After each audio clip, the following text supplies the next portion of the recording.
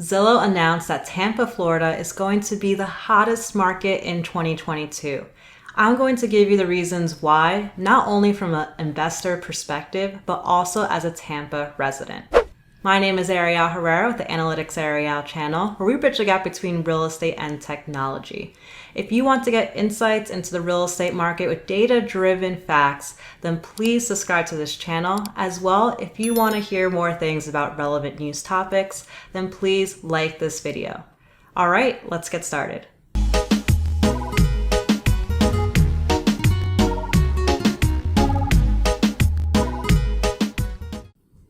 Right now, I'm on Zillow's research page where they put a lot of useful data on the markets and how their perspective is on it based on their data sets. So here they have that Tampa will be 2022's hottest market, as the Sun Belt has dominated Zillow's list of housing markets for 2 years in a row. Sun Belt are those states within the United States that make like a smile. So the southern, like Texas, as well as Louisiana, Alabama, Florida, and more. Now, on this article, Zillow has several reasons why Tampa is primed for more growth. So I'm going to go through these and give you my perspective. As well, stick to the end because I'm going to give you some tips from here that actually Zillow doesn't mention. So first off, price growth.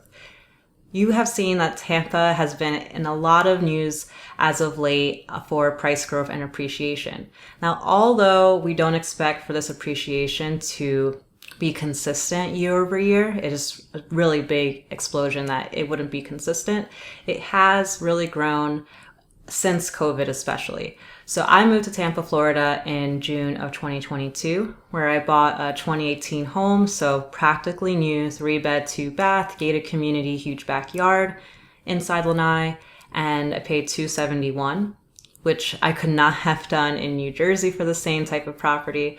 So $271K. And that same exact model within the same neighborhood has sold for $370 as of last week. So if only a year and a half, I've had about $100K in equity into the home. So it just shows how it's not just, talk that's online, but in reality, a lot of people who have had properties in Tampa have seen price growth. Now, second is inventory and velocity. If you go up and down I-75, which is the major highways connecting Tampa to some of the other cities like Sarasota, Bradenton, and so on, you'll see on I-75, there's a ton of signs for new builds. And you may be thinking, is it possible that Tampa's building way too much? Actually, no. So you have a lot of people who are coming from the Northeast, from Michigan, from Ohio, from Chicago too, who they want to be able to sell their homes, which up there are pretty pricey, and they're able to come down to Florida, especially Tampa, and almost put cash offers. So they continuously are able to afford these new homes. And if you want to go to actually buy a home today in Tampa from a new build, it usually takes about 3 months to even start the process of buying a lot and selecting the home just because of the high demand. They simply cannot keep up enough. And quick tip, if you go on Zillow and you see, oh wow, houses right now, brand new in Tampa, starting at $350, that's usually just for the build itself and does not include the lot, which is usually an extra $60K. So just be aware of that if that's an interest of yours to get a new build. Now going into the next piece, job market and building. One of the biggest concerns why people would not move to Florida until they retired was because Florida had basically low-paying jobs that wouldn't be sustainable enough to raise a family on. Now, this is no longer true, especially after COVID, where a lot of white-collar jobs have gone fully remote. No longer do you have to spend the time and money to commute into a major city, but you can take your job and pretty much move anywhere with it. And not only has Tampa seen a huge growth in white-collar jobs, like programmers like me, but Tampa has also had a lot of new employers either planned or already moved their facilities over into Tampa, as well as Miami and Orlando. A lot of financial companies have committed to moving more of their employees and grow more of their offices within these areas, including Kathy Woods, who's really big in the financial market space. Next, Zillow focuses on demographics, which is actually my favorite piece here. So Tampa specifically, it has a wide range of people. So you have those who are military families coming from MacDill Air Force Base. You have retirees mostly situated in St. Pete, Bradenton, Palmetto, Ellington. And then you also have a lot of younger people. A lot of them are college students at USF, University of Tampa. And then just a general population of 20s to 30s living inside the city. So you really have a diverse area. And not only when it comes to the age groups that I mentioned, but also ethnicity-wise and income base, which is a real pleasure, especially someone like me coming from New Jersey, which is supposed to be the most diverse state in the entire country. It is very diverse, but for those who have lived in New Jersey or know about it, it's very pocketed. So you have like Edison Indians, and you have Patterson Dominicans, Monmouth County mostly Caucasian. Like, it's very segmented when it comes to races, and then also for income. So you see like Hoboken, Jersey City, people aren't going to be living there who have incomes of less than $50K a year, probably not even $75K a year. So it's very disparate in terms of that. And when it comes to wanting to live in a community that's very open and inclusive of all, Tampa is one of the top that's there for it in the country. Now going on to risk. So of course, it's always good to think about what are the possible negatives of the area. Something that's not mentioned here is that Tampa is susceptible to hurricanes, yet it hasn't had one that's stricken as big as, say, like Sandy in New Jersey. A lot of the houses now as well, you don't need to evacuate, especially if you're on the right side of I-75 and you're in one of those new construction builds. As well, it's important to understand when you're purchasing within Tampa area if you're close to a flood zone or not. Now, when it comes to the coastal area, there is a real big benefit there. As I just mentioned before, when it comes to supply and demand, the thought could always be, is there overdevelopment in this area? Well, in fact, there's only so much land in Tampa.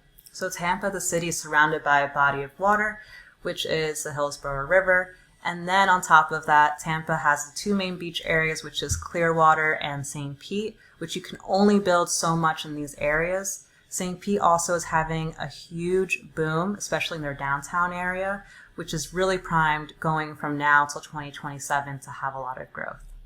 All right, so this is what Zillow said are the top reasons Tampa is going to be the hottest market. But what are some of the reasons for someone that is actually a resident of Tampa? So first is affordability. Even though I was making a great salary in New York City, working a job there, I couldn't even afford to live 40 minutes close to my job. That's how crazy it is to live in some of these cities. Whereas now I'm able to live in Tampa and go down the street, get a drink for $7, which is amazing. And I'm able to get to the beaches in under 30 minutes and go see the Bucks play in under 10 minutes. So it's really, really affordable and everything is centrally located. The second part Tampa is really great is access. So there's a lot of highways and we also have an airport. So you can get to and from places like Miami, Ocala, Jacksonville, Orlando relatively quickly. Orlando, you can actually get there in an hour and 15 if you leave early enough where I-4 isn't backed up. And one of the things that really made me decide on Tampa is I was between Tampa and Austin to change my residence, is that Tampa is really easy to get to and from, say, New Jersey, New York. You could get a flight for about $80 round trip. And if you have a United card, you could have free baggage as well, which makes it even easier. Now, going to places like Austin, it was going to cost on average, from what I looked at, about $250 to $300 every time I wanted to travel back to my home state, which I wasn't willing to do.